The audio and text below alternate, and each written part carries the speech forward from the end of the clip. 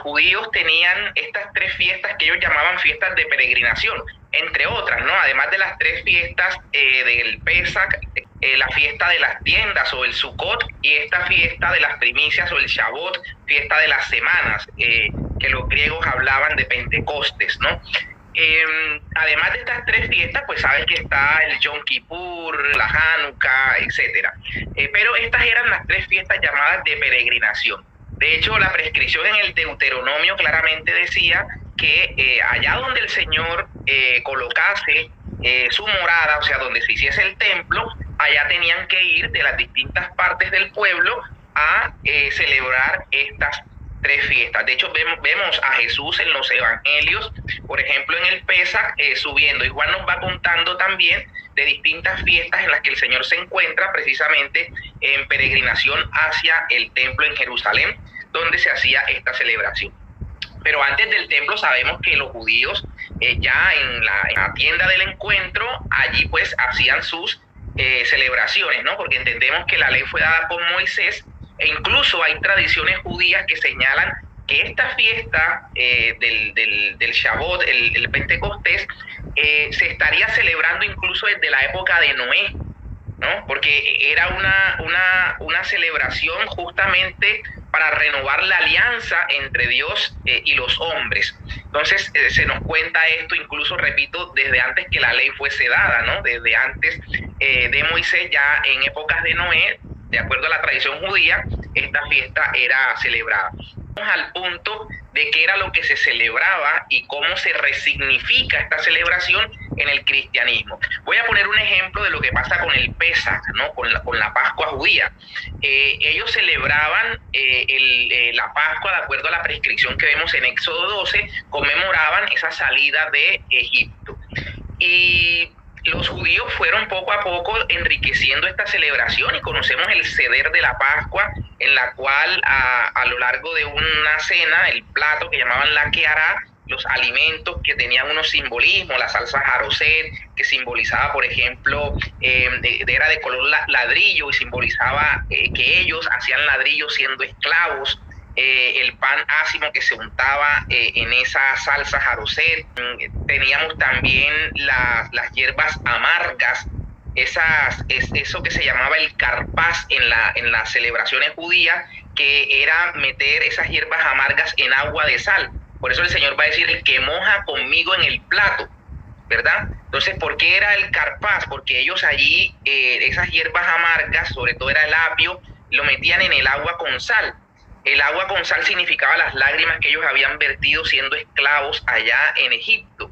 Y justamente esa carpaz viene de lo que nosotros hoy decimos carpa, ¿no? Justamente vestido, porque también tiene una simbología teológica, bíblica incluso, porque a ellos les recordaba cuando los hermanos de José lo habían despojado de sus vestidos, lo habían tirado al pozo y los vestidos lo habían untado en la sangre de un cordero, para que el papá creyese que había muerto. Entonces eso le significaba, por eso el Señor habla de la traición, hablando también de quien moja conmigo en el plato, del carpaz, rememorando aquello. Entonces, lo que con esto quiero decir es que para los judíos cada cosa que hacían tenía un significado, ¿verdad? Tenía un significado. Las 4 copas que se tomaban mezcladas con agua a lo largo del Seder de la Pascua. Ellos hacían inicialmente lo que llamaban el kiddush, que era, digamos, hacer esta bendición del vino, de la copa, y así iban tomando estas 4 copas, cada una por los 4 verbos que se utiliza cuando el Señor habla a los judíos, ¿no? Y les dice que será el pueblo que los liberará, que los tomará como su propio pueblo. Entonces, cada verbo era la razón de ser de cada una de estas 4 copas. De hecho, los que quieran profundizar en eso, porque no es el tema, vamos a pasar ya al Shavuot, pero quería decir, hay un libro de Scott Hans muy bello que se llama Las 4 copas, precisamente. Vemos cómo los judíos, Jesús en la cena, después de cantar los salmos, el gran Jalel, se levanta, se habían tomado la tercera copa, porque el gran Jalel viene después de la tercera copa, en los salmos 113 al 118, ellos se levantan y se van al huerto de los olivos. Y no toman la 4ª copa, porque justamente la 4ª copa es la de la consumación, la que el Señor bebe, el trago amargo es su muerte. Por eso él repetía en el huerto de los olivos: Padre, si es posible que pase de mí este cáliz, pero que no sea mi voluntad sino la tuya. por eso esa cuarta copa es su muerte, ¿verdad? Entonces cada cosa tenía su significación y Jesús la resignifica. Por eso esa cena unida al sacrificio de Cristo en el Calvario es lo que el Señor va a hacer en la última cena cuando dice esto es mi cuerpo, esta es mi sangre, y luego dice todo está consumado en la cruz. Ahí nos muestra esa unión indisoluble entre la cena de Pascua y la crucifixión de nuestro Señor. Entonces el Cordero no solamente era sacrificado, sino que su carne debía ser comida. Por eso la Eucaristía va a ser justamente el memorial de este sacrificio de Cristo unido a la cena pascual. Los cristianos entonces por Cristo hemos recibido, como dice Pablo, eran sombras de lo que tenía que venir. Ahora entonces la plenitud ha sido el sacrificio de Cristo que se actualiza en la Eucaristía. Pues bien, eso que pasó con la Pascua, que hay esa resignificación, es lo que va a pasar con Pentecostés. En el tiempo antiguo, pues los judíos tenían esta fiesta como una fiesta meramente agrícola. ¿Y ellos qué hacían? El día después de Pascua, de que se celebraba el sacrificio del Cordero, el día 49, porque realmente era el día séptimo de las 7 semanas, de 7 por 7, 49. Entonces, el día después, sumado a ese día, estamos hablando del día 50, efectivamente. Ese día ellos llevaban una gavilla de la cosecha de los frutos, en ese momento pues del trigo. En un lado de la mies cortaban una rama, en otro, y armaban una gavilla. Y esa gavilla la llevaban al templo, la presentaban al sacerdote, y la gavilla debía ser mecida, se llama así, la ofrenda mecida, ¿no? Se hacía meciéndola hacia el altar, ¿verdad? Y después se hacía meciéndola hacia el oferente, como para significar que las bendiciones vienen de Dios. Entonces había un sentido que, repito, era eminentemente agrícola en su momento. Pero ese sentir, esa visión, digámosle así, agrícola que tenía la fiesta, fue evolucionando en un contenido ya desde lo teológico, ¿no? Un contenido más rico en la celebración de los misterios de la fe del mismo pueblo judío. Y así es como vemos que ellos empiezan a celebrar ya es la entrega de las tablas de la ley, ¿no? Ellos entienden que justamente el día 50 de haber salido de Egipto, Moisés había tenido el encuentro en el Sinaí con Dios nuestro Padre y le había dado el regalo de la ley. Entonces ellos lo que celebraban ya en la fiesta de Pentecostés era precisamente el agradecimiento a Dios nuestro Padre por el regalo de la ley. El regalo de la ley. Esa era, digamos, la esencia de la fiesta de Pentecostés. Y los judíos pasaban la noche leyendo las escrituras, tomaban leche. Una de las razones por las que tomaban leche o productos lácteos era para significar que era el pueblo el que emanaba leche y miel, ¿verdad? Entonces tenían sus celebraciones, pero precisamente recordando la entrega de la ley. Además de esto, ellos que conmemoraban también las alianzas. Fíjate cómo había una tradición judía, sobre todo en el libro de los jubileos. Este libro de los jubileos, lo dejo claro, no es un libro apócrifo escrito en el siglo II antes de Cristo, donde están la gran parte de las fiestas que celebraban los judíos. Y ahí en este libro de los jubileos se habla de esto que yo mentaba hace un rato, ¿no? De cómo esta celebración de Pentecostés vendría incluso desde antes de que a Moisés se le entregara la ley, y por eso a ellos les recuerda una renovación de la alianza. Así vamos a ver en el segundo libro de las Crónicas, en el capítulo 16, versos del 10 en adelante, vamos a ver esa renovación de la alianza que el pueblo venía celebrando precisamente el día de Pentecostés, ¿no? Renovaban su alianza. Así pues, en el cristianismo vamos a ver que esto va a tener una resignificación. Justamente el día 50, después de la Pascua de nuestro Señor, después de la crucifixión, de la resurrección de nuestro Señor, va a tener lugar este derramamiento del Espíritu Santo. Y fíjate cómo Lucas para que veamos cómo esto está en paralelo con lo que se celebraba y cómo esto es una planificación de esa celebración judía. Lucas va a narrar la venida de Pentecostés en paralelo a la recepción que Moisés tiene de las tablas. Cuando uno mira, uno se encuentra cómo se habla del fuego en el que Dios desciende, ¿no? Los montes y todo el estruendo que hay cuando Moisés, lo que uno llama la teofanía, en esa manifestación de Dios, pero cómo Lucas se encarga de hacerlo igual, ¿no? O de hacerlo muy parecido para mostrarnos que Pentecostés es precisamente la llegada a la plenitud de lo que la ley venía buscando. Por eso San Pablo habla de que la ley era un pedagogo, ¿no? Porque ahora justamente la ley va a estar inscrita en el corazón del hombre. ¿Okay? Entonces el dedo de Dios, el digitus Dei, el dedo de Dios que escribió sobre piedras, es el que ahora en Pentecostés está escribiendo en el corazón de los hombres. Por eso es muy importante entender el sentido. Por eso Pablo habla, ya no estamos bajo la ley, ahora somos guiados por el Espíritu, pero no por eso hay que decir que entonces podemos desobedecer la ley. La ley ha sido grabada en el corazón, se nos ha dado el Espíritu justamente para capacitarnos para el cumplimiento de la ley. Yo no he venido a abrogar la ley, dice el Señor, ¿cierto? No he venido a abrogar, he venido a darle su plenitud. El Señor ha dicho, ustedes oyeron que se dijo, no matarás. Pues yo te digo que el que se enoja, el que trata de imbécil, del renegado a su hermano, ya ha incurrido en la falta del mandamiento de no matar. Se oyó que se dijo, no adulterarás. Yo ahora vengo a decirles, el que mira indecentemente a una mujer ya ha adulterado en su corazón. Entonces el Señor nos vino a poner incluso la vara más alta. Por eso dice, si su justicia no es mayor que la de los escribas y fariseos, no entrarán en el reino de los cielos. Pero lo que ha venido Él es a darnos el Espíritu Santo justamente para capacitarnos y para permitirnos caminar en su ley. En su ley, la ley de Cristo. Estamos bajo la ley de Cristo. Y esa ley la cumplimos gracias a la acción del Espíritu Santo en nosotros. Por eso fue el regalo de Pentecostés. De hecho, vamos a ver en la vigilia de Pentecostés mañana que por lo menos vamos a tener 4 lecturas. Dentro de ellas, aparte de la Torre de Babel, donde se habla de esta disparidad de lenguas, una de las lecturas, pero me llama la atención sobre todo 2 textos de los profetas. Uno, el del profeta Joel, y otro, el del profeta Ezequiel.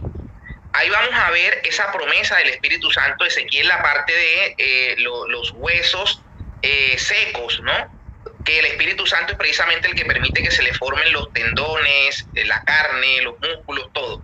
Ezequiel está escribiendo en el siglo VI antes de Cristo, estando ellos en el exilio, ¿verdad? En el exilio. Entonces, allá está dándose esta promesa de que ellos retornarían a su tierra, y no solo retornarían a su tierra, sino que vendría esta promesa del Espíritu, ¿no? Vendría a dar vida, el Espíritu de vida. Por eso ahorita de pronto hablemos de ello. El concilio de Constantinopla va a hablar del Espíritu Santo como Dominum et Vivificantem, ¿no? Señor y dador de vida, Pero además está la profecía de Joel, cuando dice que los jóvenes tendrán sueños, los ancianos tendrán visiones. Esa profecía que habla hasta de los niños de pecho, ¿verdad? Es lo que Pedro va a retomar justamente el día de Pentecostés. Cuando él está diciendo, conviértanse, ¿qué tenemos que hacer? Bautícense, la promesa es para ustedes y para sus hijos. ¿De qué promesa está hablando? Justamente la promesa de Joel, que había hecho el Padre, ¿no? Fíjate también cómo es la liturgia de la iglesia tan sabia, que luego de celebrar la Pascua, el día 40, hemos celebrado la ascensión del Señor. El día 40 obligatoriamente nos da un jueves. Lo que pasa es que nuestros pueblos un poquito perezosos han corrido. En Roma se sigue celebrando el jueves, pero muchas conferencias episcopales han logrado el aval para que la ascensión la celebremos el domingo que pasó, ¿verdad? Pero el día, digamos, real de la celebración en la iglesia es el jueves que pasó. Y luego, porque dice la Escritura que el Señor estuvo apareciendo durante 40 días a sus apóstoles y demás, ¿no? Y luego entonces él va a decir que no se vayan, que vendrá el Paráclito, ¿verdad? Y es la promesa que viene. Por eso entonces vamos a celebrar ahora sí el día 50, que nos cae este domingo, con la vigilia del sábado, vamos a celebrar Pentecostés, ¿no? La promesa de nuestro Señor Jesucristo cumpliéndose en el cenáculo. María Santísima con los apóstoles pidiendo la presencia del Espíritu Santo para que se cumpliera lo que el Señor les había dicho, que no se movieran, o que no se fueran de allí. Y el Señor dice algo muy bonito, porque le va a decir, mire, les conviene que yo me vaya, ¿ya? Porque si no, el Padre no enviará al Espíritu Santo, les conviene. Uno preguntaría, oye, ¿cómo me va a convenir? ¿Cómo me va a convenir si estoy acá con Jesús, con mi Señor? ¿Cómo va a convenirnos que Él se vaya? Claro, fíjate cómo Jairo, para que sanaran a su hija, tuvo que irlo a buscar, ¿no? El centurión tuvo que decirle, aunque él dice, claro, una palabra que diga bastará para que sane, pero le tuvo que ir a hacer la petición ahí mientras Jesús caminaba acá entre nosotros, ¿verdad? ¿Cómo Marta va a decir, oye, si tú hubieses estado aquí, Lázaro no hubiera muerto, esto no hubiese pasado? Pero ya van 4 días desde que murió. Si tú hubieses estado aquí, esto no hubiese pasado. Y la hemorroísa tuvo que ir y tocarlo, ¿no? Entonces, por eso dice, conviene que yo me vaya. ¿Por qué conviene? Porque yéndose enviaré el Paráclito, que es el amor del Padre y del Hijo inhabitando en nosotros. Entonces, por esa razón, la conveniencia es que el Señor hará morada en nosotros a través del Espíritu Santo que mora en nosotros. Y seremos allí verdaderamente templos del Espíritu Santo. Somos, como dice San Pablo.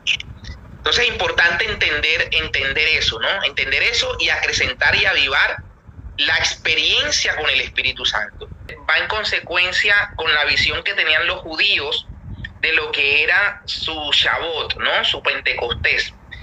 Porque ellos entendían que la ley que el Señor les había dado los había venido preparando para la entrega de esa ley, ¿no? Los había venido preparando. Entonces, esto es lo que pasa con Pentecostés. Nuestro Señor Jesucristo, después de su resurrección, estos 40 días, la ascensión, los ha venido preparando para la recepción del Espíritu Santo.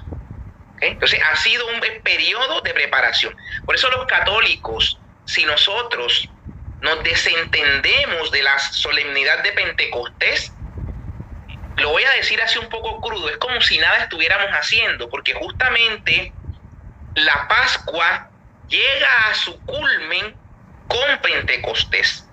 Con Pentecostés. O sea, es importante entender eso. De hecho, voy a ver, Elmer, y voy a citar lo que en la liturgia conocemos como el prefacio. El prefacio que vamos a hacer justamente el día de Pentecostés, la vigilia y en la solemnidad, ¿no? El prefacio es la oración con la que la asamblea le da gracias a Dios nuestro Padre por aquello por lo que estamos celebrando en el respectivo día que nos encontramos en la celebración eucarística. Estamos celebrando Corpus Christi, estamos dando gracias por el misterio del cuerpo y la sangre del Señor. Estamos celebrando la Asunción, estamos dándole gracias a Dios nuestro Padre por la Asunción de la Santísima Virgen. Estamos celebrando Jesucristo sumo sacerdote, damos gracias a Dios nuestro Padre por el ejercicio del sacerdocio de Cristo, etc. Entonces, quiero leer el prefacio, déjame ver si encuentro acá,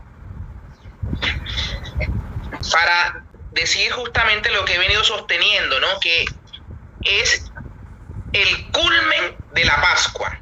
Bueno, le damos gracias a Dios nuestro Padre, pues para llevar a plenitud, mira las palabras, ¿no? Pues para llevar a plenitud el sacramento pascual, enviaste hoy el Espíritu Santo. Ojo con la anamnesis en la misa, con lo que hablamos del hoy litúrgico. La liturgia actualiza el misterio. Por eso nosotros no estamos solamente recordando en la misa que hace un tiempo Dios nuestro Padre envió por Jesucristo el Señor el Espíritu Santo a los apóstoles, a María Santísima y a los que se encontraban ahí. No, la liturgia lo hace actual. Por eso decimos, enviaste hoy el Espíritu Santo a quienes constituiste hijos adoptivos por la comunión con tu unigénito. En los comienzos de la iglesia, Él reveló a todos los pueblos el conocimiento de Dios y congregó a las más diversas lenguas en la confesión de una misma fe. Por eso el mundo entero desborda de alegría con esta abundante efusión de gozo pascual, y también los coros celestiales, los ángeles y los arcángeles cantan sin cesar el himno de tu gloria. Ya viene el Sanctus, el himno que vemos en Isaías 6, ¿no? Entonces, mira cómo empezó, ¿no? Pues para llevar a plenitud el sacramento pascual, enviaste hoy el Espíritu Santo. Entonces, nada hacemos si no estamos justamente en el culmen de la Pascua. Si bien estuvimos en la vigilia pascual, ahora con la vigilia de Pentecostés, coronamos esta cincuentena pascual, el misterio pascual de Cristo. Entonces, importante entender eso. Es importante también pedirle a Dios que no nos pase como a estos hombres a quienes Pablo le preguntan: oigan, ¿ustedes recibieron el Espíritu Santo? Y ellos responden: ni siquiera hemos oído que exista Espíritu Santo, ¿cierto? Y así pasa con muchos cristianos, que pareciera el Espíritu Santo es el desconocido. Entonces, es importante entender eso, y por eso San Pablo pregunta: bueno, ¿y ustedes qué bautismo fue el que recibieron? Y ahí entonces los bautizan en el nombre del Señor y poniendo las manos reciben el Espíritu Santo. Fíjate, los primeros cristianos, como cuando en el concilio de Nicea, que vino esta disputa arriana, recuerdas, en el 325 con Nicea, donde la iglesia proclama estas verdades de fe respecto de Jesucristo, ¿no? Para salvaguardar su divinidad, y declara consubstancial en Patris, de la misma naturaleza del Padre. Años después, en el 381, se va a convocar al concilio de Constantinopla, porque ahora aparecen los neumatómacos, ¿no? Los macedonianos, ¿no? Los enemigos del Espíritu, neumatómacos, enemigos del Espíritu. Entonces, estos no creían que el Espíritu Santo era Dios. Y por eso la iglesia, reunida en concilio allá en Constantinopla, va a hacer estas proclamas que nosotros conocemos. Hablar del Espíritu Santo, Dominum et Vivificantem, decíamos ahorita, Señor y dador de vida. De hecho, con ese nombre hay una encíclica del Papa Juan Pablo II, Dominum et Vivificantem. Y va a hacer referencia también al Espíritu Santo, qui locutus exper profetas, ¿no? Quien habló por los profetas. El Espíritu Santo habló por los profetas. Y va a venir por lo menos dos partes importantes cuando dice qui patri et filio que procedit, que procede del Padre y del Hijo. Esa es la gran discusión del filio que, pero fíjate cómo la iglesia apela al libro del Apocalipsis cuando se habla de que del trono del Padre y del Cordero mana un río de agua viva. Entonces ahí está, la iglesia entiende que justamente del Padre y del Hijo procede ese río, que es el Espíritu Santo. Y para que no quede duda, va a decir ese concilio, el de Constantinopla, que con el Padre, qui patri et filio que simula adoratur et conglorificatur, ¿no? Que junto al Padre y al Hijo merece una misma adoración y gloria. Merece una misma adoración y gloria, para que no quede duda. Entonces es importante también entender lo que nosotros como católicos creemos respecto del Espíritu Santo. La iglesia tiene un principio que nos gobierna, que es el principio de lex orandi, lex credendi, ¿no? Aquello que nosotros creemos, eso que creemos, lo celebramos. Lo celebramos. Entonces, por eso vamos a ver en Pentecostés esto que hemos estado diciendo. La liturgia va a tener esta celebración con la vigilia. Por eso va a haber una vigilia que va a tener dos formas. Puede hacerse de la una o de la otra. Hay una forma larga donde van a haber 4 lecturas. Después va a tener la lectura de la carta a los romanos de San Pablo y el Evangelio. Cada lectura con su salmo, ¿no? Como en la vigilia pascual, donde eran 7 del Antiguo Testamento. Acá va a haber 4 lecturas, cada una con su salmo, y después un espacio de oración. ¿Okay? Oremos. Y hay vamos a tomar, por ejemplo, una de las oraciones de ese día. Mira, terminada la primera lectura, que está tomada de Éxodo 19, cuando se habla que el Señor bajó al monte Sinaí, ¿no? Para mostrar el paralelo entre la entrega de las tablas y la venida del Espíritu Santo, ¿cierto? allí se va a orar de la siguiente manera. Oremos. Oh Dios, que en el monte Sinaí, en el resplandor del fuego, diste a Moisés la ley antigua, y que en el día de hoy, con el fuego del Espíritu Santo, manifestaste la nueva alianza. Haz que nuestros corazones ardan con aquel espíritu que infundiste de modo admirable en los apóstoles, y que el nuevo Israel, reunido de entre todos los pueblos, reciba con alegría el mandamiento eterno de tu amor. Por Jesucristo nuestro Señor. Cada lectura va a tener una oración similar. Recordar que cuando hablamos de la oración colecta en la misa, colecta viene de coleye, ¿ok? Y quiere decir que el sacerdote recoge, por eso se habla de colecta, él recoge con los brazos extendidos como Cristo crucificado, él va a estar actuando en la persona de Cristo cabeza, y él recoge las súplicas del pueblo. Por eso dice, oremos, guardamos silencio para todos orar, y después que hayamos orado todos en silencio, él viene y hace la oración que hemos dicho, donde recoge todas esas súplicas y las lleva a Dios nuestro Padre por Jesucristo el Señor. Esa es la oración colecta en la misa. ¿Estamos? Y esa oración colecta, que llamamos así en la misa, va a tener varias partes, ¿no? La invocación que se hace de Dios, oh Dios. Luego va a tener una motivación, ¿no? Tú que eres, y luego la petición, ¿no? Tú que eres todo santo, te pedimos. Y por último se apela a la mediación de Cristo nuestro Señor. Esa es la estructura, digamos, en la misa de lo que llamamos la oración colecta. Entonces hay que estar pendiente a lo que en la liturgia se llama la eucología, que son las oraciones que vamos a tener. Entonces la oración colecta, la oración sobre las ofrendas, estas oraciones de las que estamos hablando mañana, que vamos a estar haciendo después de cada lectura con su salmo, viene una oración en particular, ¿no? La oración postcomunión y por supuesto la plegaria eucarística completa, el prefacio que acabamos de leer, ¿ya? También un dato importante para tenerlo en cuenta, el domingo vamos a leer lo que se conoce en la liturgia como la secuencia. Hay secuencia el domingo. Leímos secuencia en la Pascua, ¿okay? Leemos secuencia en Corpus Christi, que la compuso nuestro querido Santo Tomás de Aquino. Esa secuencia de Corpus Christi tiene una historia preciosa, porque Santo Tomás de Aquino compone su secuencia y ahí también estaba concursando para ver cuál era la que se iba a adoptar. Estaba San Buenaventura también. Y después que Santo Tomás leyó su secuencia, San Buenaventura rompió la de él y el resto que estaba también rompieron la suya, y por eso quedó la secuencia que hoy tenemos en Corpus Christi, que es la de Santo Tomás de Aquino. Pero esta secuencia que vamos a leer el domingo, que se llama Ven Santo Espíritu, esa secuencia es compuesta, se dice, porque no hay la certeza, pero pareciera que todo apunta que la habría escrito el arzobispo de Canterbury, Stephen Langton, que fue el que dividió la Biblia en capítulos, ¿no? Stephen Langton.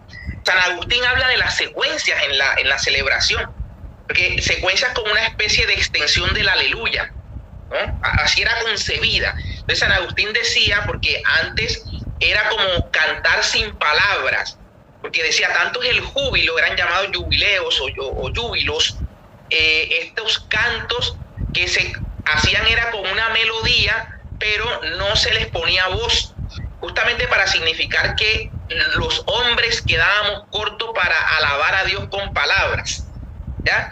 Y luego se fue incorporando esto que tenemos de las secuencias ya no después del aleluya, sino como hoy decimos, ¿no? Interleccionales. Antes había más secuencias, pero hoy día han quedado prácticamente 4 secuencias. Como para tener en cuenta lo que vamos a estar viendo en esta celebración, y que los católicos tomemos conciencia de eso para vivir la celebración eucarística en todo su esplendor, ¿no?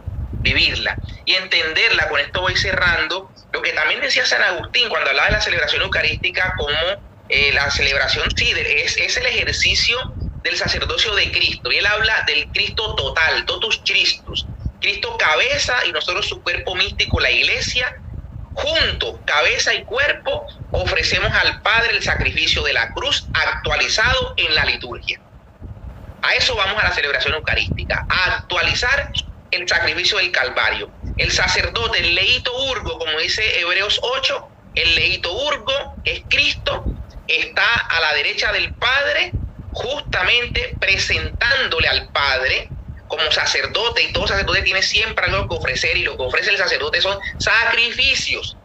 Pues Cristo nuestro Señor ofrece su único sacrificio, Él como cabeza y nosotros como su cuerpo místico. Por eso en la doxología final decimos por Cristo al Padre, ¿no? Por Cristo. Nadie va al Padre sino por mí. Pues por Cristo, con Él, con Él. ¿Cómo así que con Él? Él es la cabeza, nosotros su cuerpo místico. Juntos, cabeza y cuerpo, estamos ofreciéndole al Padre el sacrificio, con Él. Y en Él, en la mezcla, se echan unas gotitas de agua a el vino que se ha vertido en el cáliz.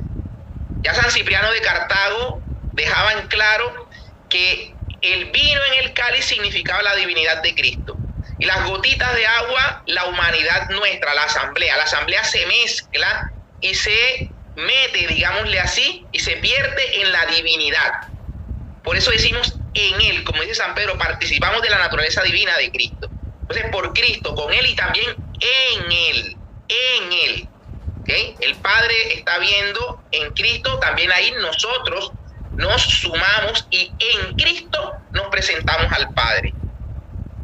Entonces, importante tener en cuenta esto que vamos a vivir, a celebrar para hacerlo con toda la devoción. En la Eucaristía, por lo menos, hay dos epíclesis o invocaciones al Espíritu Santo, o sea, el papel del Espíritu Santo en la liturgia. Lo vemos en cuando el sacerdote pone las manos sobre las especies de pan y de vino, una especie de muestra de que la sombra, como cuando María, la sombra del Altísimo le cubrirá y se llenó del Espíritu Santo. Las manos son impuestas por dos razones. Uno, porque la Escritura dice que cuando se imponían las manos, se transmitía el Espíritu Santo. Ojo, los legitimados, ¿no? Entonces, cuando el sacerdote pone las manos sobre las especies de pan y vino e invoca al Espíritu Santo sobre las especies, es para que el Espíritu Santo transforme, haga el milagro de la transustanciación. Y la sombra, entonces, es símbolo del Espíritu Santo. En las liturgias de Oriente, el sacerdote incluso hace movimientos como el aleteo de la paloma, del Espíritu, ¿no? En las liturgias de Oriente, para mostrar la presencia del Espíritu Santo. Y también hay una epíclesis de comunión.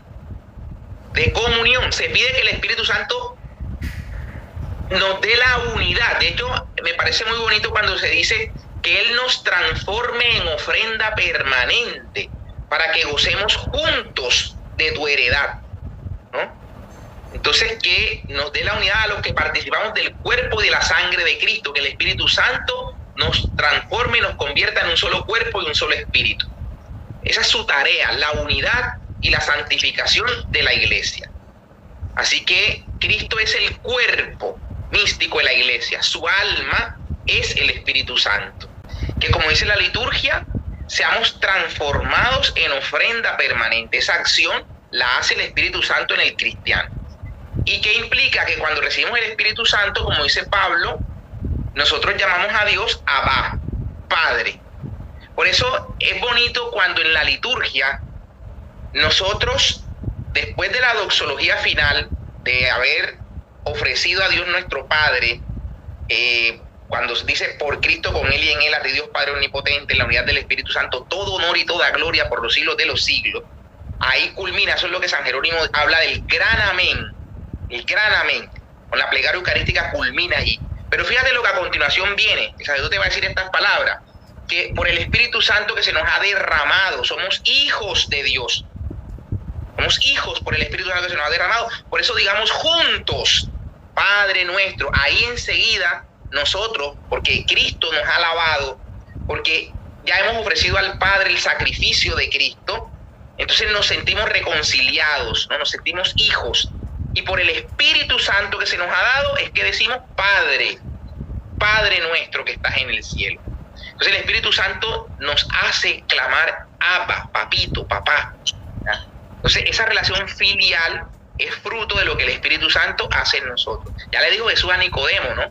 Nicodemo, el que no nace de nuevo del agua y del Espíritu, no podrá entrar al reino de los cielos. Cuando acaba la vigilia pascual y la solemnidad del domingo de Pascua, el domingo de Pentecostés, el cirio pascual que ha estado encendido todos estos 50 días se va a apagar. ¿Y por qué se va a apagar esa llamita del cirio? Porque el Espíritu Santo ha venido a encenderla en ti. Y la idea es que eso que se ha encendido en ti permanezca ardiendo. Entonces el cirio se puede poner cerca al baptisterio para cuando haya bautizos encenderlo, cuando haya bautizos. Pero del resto ya no aparece el cirio pascual. ¿Por qué? Porque ha venido el Espíritu Santo y esa luz, ese cirio que significaba Cristo, ahora el Espíritu Santo ha encendido esa luz en ti. Entonces que los cristianos podamos a través de esos símbolos y signos entender que es la misión. Se ha encendido un fuego en mí y ese fuego lo tengo que mantener por la gracia, ¿no? Tiene que mantenerse. A ver, recordemos que la iglesia es la esposa de Cristo, ¿verdad? Una de las figuras, ¿no? Porque también es el cuerpo místico de Cristo. Es el pueblo de Dios, es la viña de Dios, ¿no? Hay varias figuras, unas no pelean unas con otras, varias figuras. Dentro de esas figuras está la iglesia como esposa del Cordero. Adán duerme, ¿no? Un sueño profundo, y del costado de Adán abierto brota su esposa. Pues ese símil es lo que ocurre en la cruz y varios padres así lo han dejado en claro y la iglesia también lo adopta. Entonces Cristo dormido en ese sueño profundo en la cruz, de su costado abierto manó su esposa, la iglesia. ¿Ya? Entonces ahí tenemos un paralelismo de Cristo el nuevo Adán, la iglesia de ella, su esposa brota del costado herido de Cristo. Y claro, en Pentecostés hay un derramamiento del Espíritu, hay una confirmación y la iglesia misionera, digamos, la misión de la iglesia, digamos, se afianza con el Espíritu Santo que es enviado a toda la iglesia en Pentecostés. Pero no podemos decir que no haya nacido en la cruz. Claro, brotaron los sacramentos, que es de lo que la iglesia vive en la cruz. Entonces no hay, digamos, que poner en choque un hecho con el otro, ¿no? Los dos hechos son complementarios. Otra pregunta, el color, hermano, ¿qué nos representa el rojo, hermano? El rojo en la liturgia tiene dos significaciones, ¿no? Uno es el martirio. Siempre que tú ves al sacerdote y se celebre un mártir, vamos a pensar, por ejemplo, en Lorenzo Mártir. Entonces se celebra o la memoria o la fiesta del mártir, el sacerdote va a estar de color rojo, ¿no? Por el martirio. Cuando se celebra la memoria de un santo, memoria obligatoria de un santo, está de blanco. Si hay una solemnidad, de blanco también. Si estamos frente a el tiempo de Pascua, todo el tiempo de Pascua, blanco. Blanco por la pureza, ¿no? El mártir ya había dicho el rojo del derramamiento de la sangre. La pureza, el color blanco en la Pascua, por el gozo pascual. El morado, penitencia, tanto en Adviento como en Cuaresma, tenemos el color morado, penitencia. Y tenemos también el color verde en el tiempo ordinario. Tenemos el color rosado solamente 2 veces al año. El cuarto domingo de Cuaresma, que se conoce como domingo letare, y el domingo gaudete en Adviento. Color rosado porque ya nos va significando ese punto medio entre el morado y el blanco que se va a usar. Entonces por eso allí. Y para el Espíritu Santo, fíjate que el obispo cuando es confirmación va a estar de rojo. Cuando va a confirmar, las confirmaciones del obispo está de rojo. Y Pentecostés va a estar rojo porque el Espíritu Santo, por el fuego del Espíritu, tenemos ese color. El color rojo va a significar ese fuego del Espíritu. Entonces tenemos allí esa simbología de los colores. El día de la vigilia y el día de la solemnidad, el sacerdote lo vamos a encontrar de color rojo, como en las confirmaciones también de color rojo, por el Espíritu Santo caracterizarse por el fuego. No sé, hermano, si tú tienes algo más para agregar ya para ir terminando. Yo me quisiera despedir, Elmer, con la secuencia que vamos a hacer el día domingo. Puedes permitirme hacer esa oración, que es la secuencia que se va a hacer el domingo, para que entremos como en sintonía y terminemos con esa oración.